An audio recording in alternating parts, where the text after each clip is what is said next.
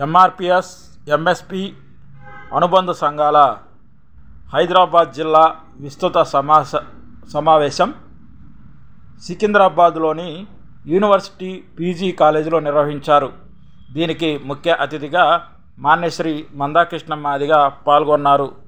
ఈ సందర్భంగా ఆయన మాట్లాడుతూ మాదిగ దండోరా షెడ్యూల్ కులాల వర్గీకరణ కోసం 30 ఏళ్లుగా ఉద్యమం సాగిస్తుందని, దండోరా ఉద్యమం తొలినాటి నుంచి కేంద్ర మంత్రివర్యులు జి కిషన్ రెడ్డి అనేక పోరాటాల్లో అండగా ఉంటూ వర్గీకరణను సమర్థిస్తున్నారన్నారు.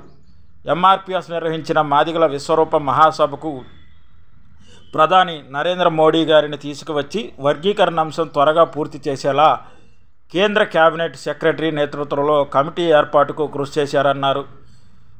అదేవిధంగా 7 జడ్జీల రాజ్యాంగ ధర్మాసనం ఎస్సీ వర్గీకరణ అంశం విచారణ అనంతరం తీర్పును రిజర్వ్ చేసిందన్నారు.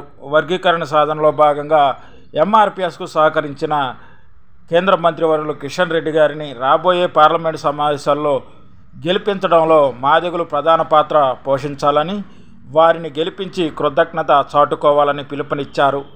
ఈ కార్యక్రమంలో ఎంఎస్పి, ఎంఆర్పిఎస్ జాతీయ నాయకులు పాల్గొన్నారు. జాతీయ నేత రాగాడి సత్యం మాదిగ, తిప్పారపు లక్ష్మణ్ మాదిగ, సొట్టా